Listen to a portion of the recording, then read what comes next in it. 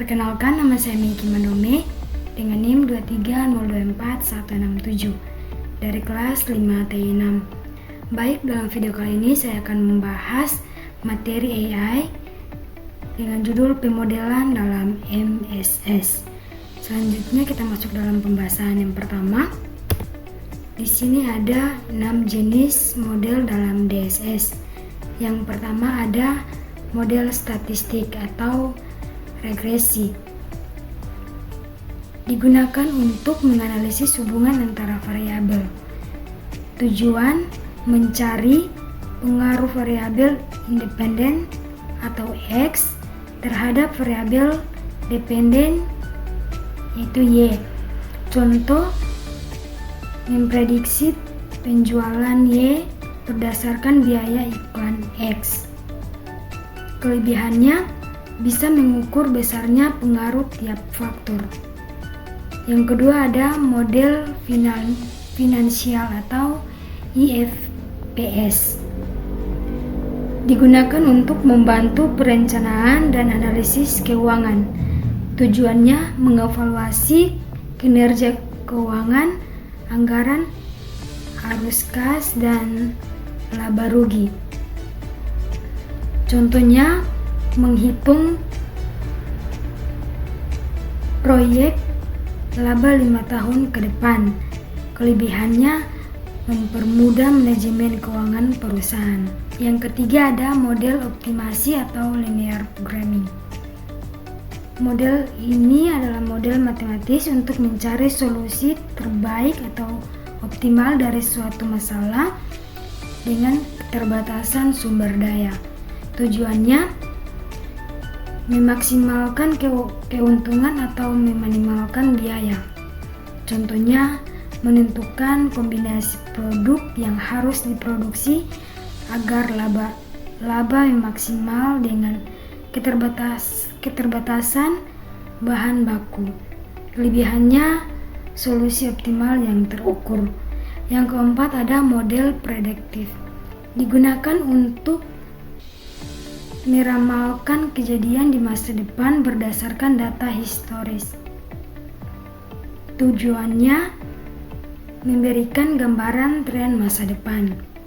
Contohnya meramalkan jumlah penjualan bulan depan berdasarkan data sebelumnya atau memprediksi perpindahan status pelanggan dengan model Markov.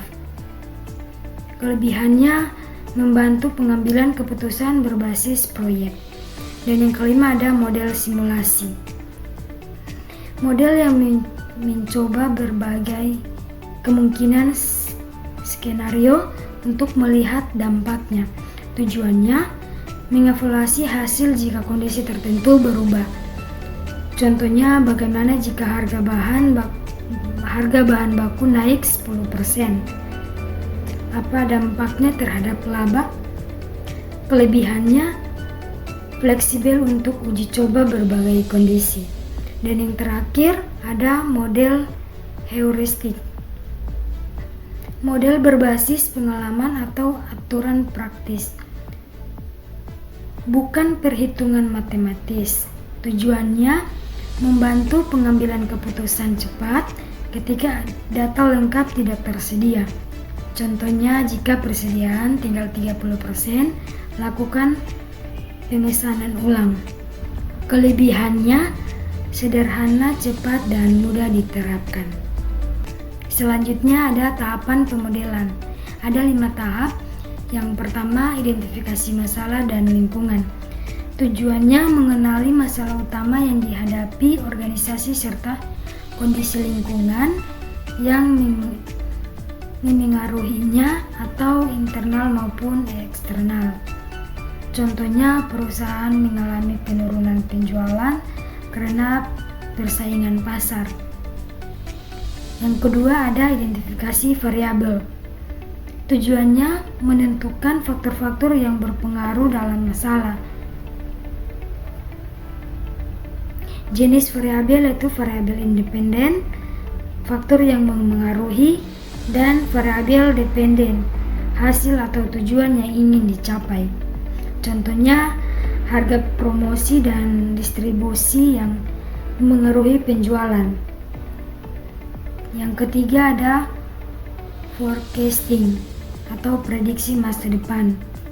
Tujuannya memperkirakan kondisi yang mungkin terjadi di masa depan berdasarkan data historis atau tren.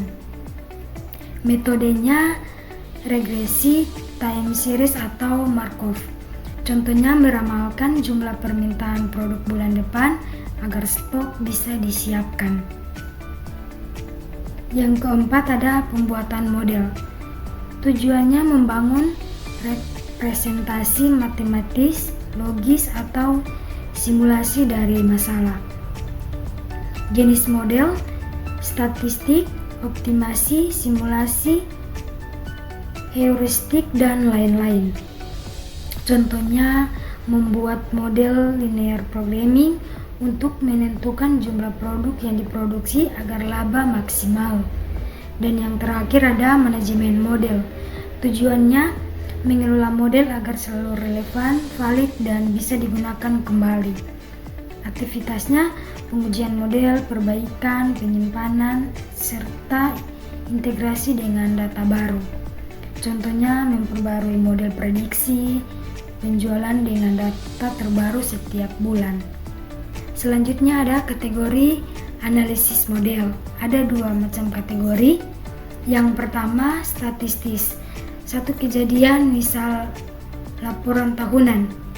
Model yang menggambarkan satu kondisi atau kejadian pada satu titik waktu tertentu, tidak memperhitungkan perubahan waktu. Ciri-cirinya hanya fokus pada keadaan saat ini atau pada periode tertentu. Yang kedua ada tidak memprediksi masa depan. Contohnya laporan keuangan tahunan perusahaan, analisis kondisi pasar pada tahun tertentu, laporan hasil survei kepuasan pelanggan di tahun berjalan. Dan yang kedua ada dinamis. Perubahan tergantung waktu, misalnya proyek laba 5 tahun.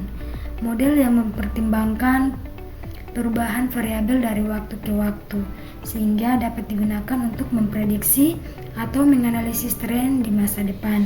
Ciri-cirinya memperhitungkan faktor waktu, bisa digunakan untuk peramalan, dan contohnya proyek laba perusahaan 5 tahun ke depan, simulasi pertumbuhan populasi dalam 10 tahun, dan prediksi permintaan produk bulanan.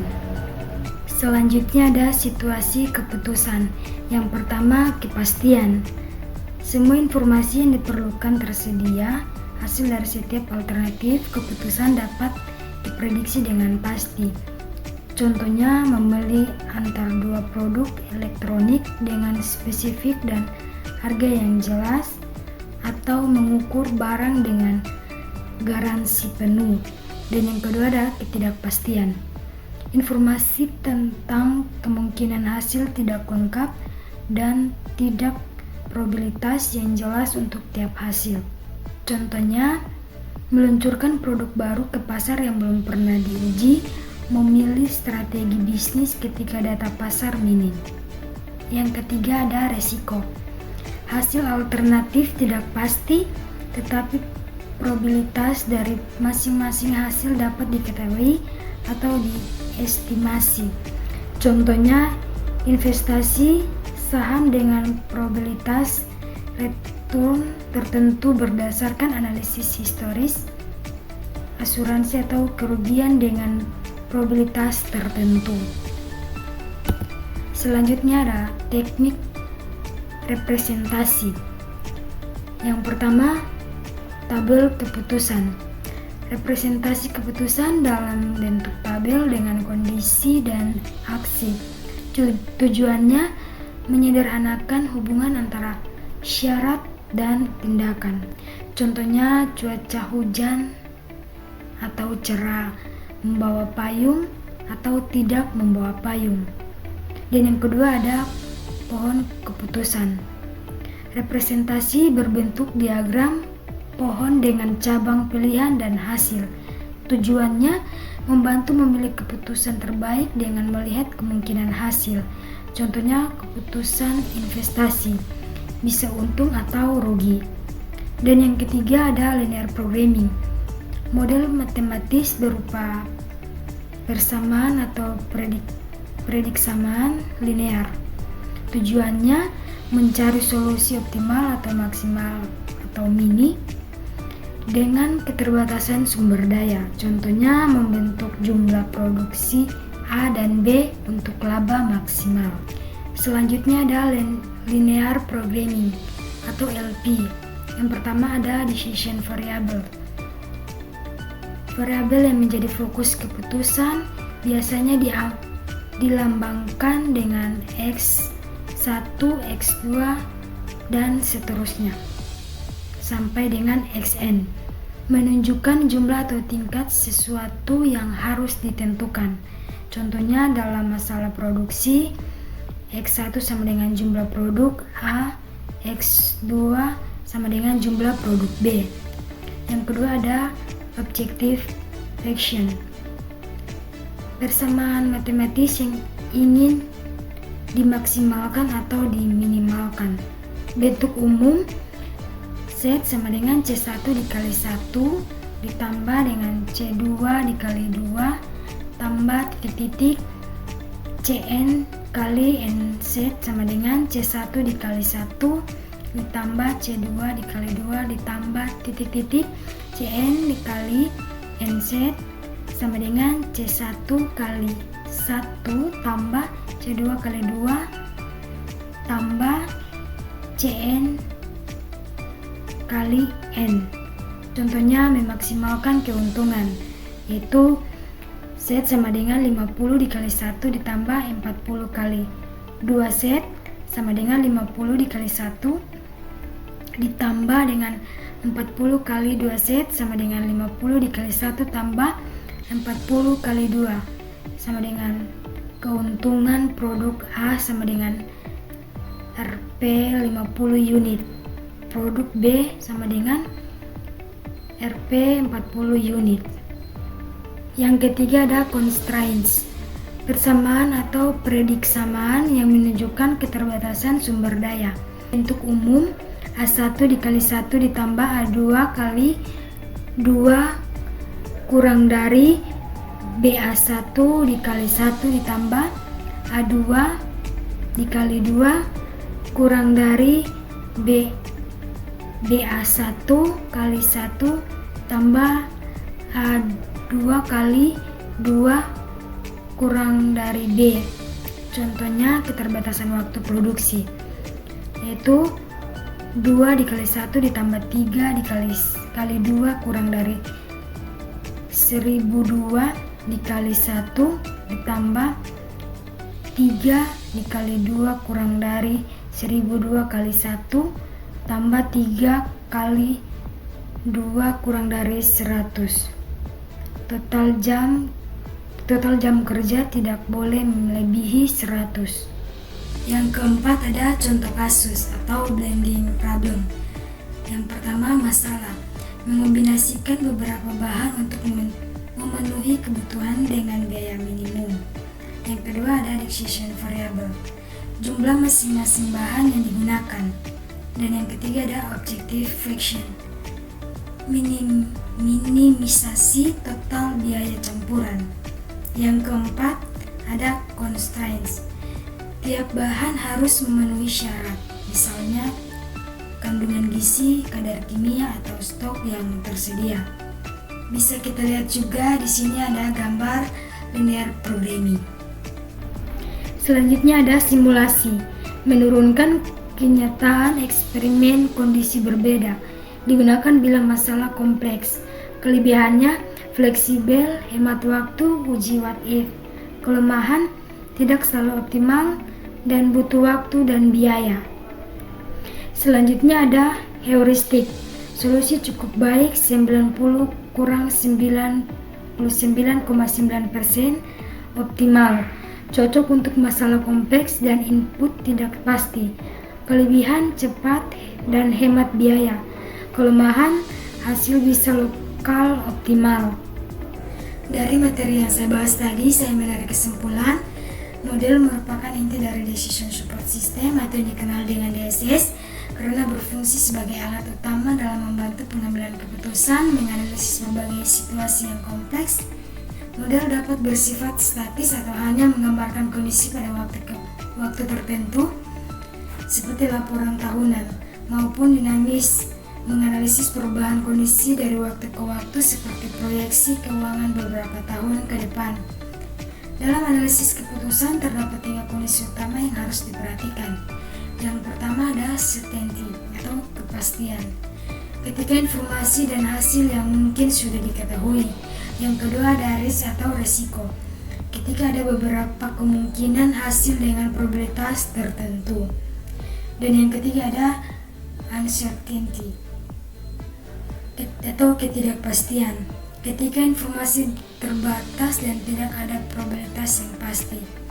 Untuk menghadapi kondisi tersebut, DSS menggunakan berbagai alat analisis seperti linear programming atau LP untuk optimasi, simulasi untuk menguji berbagai skenario what if, serta heuristik yang memberikan solusi praktis berdasarkan pengalaman atau aturan sederhana.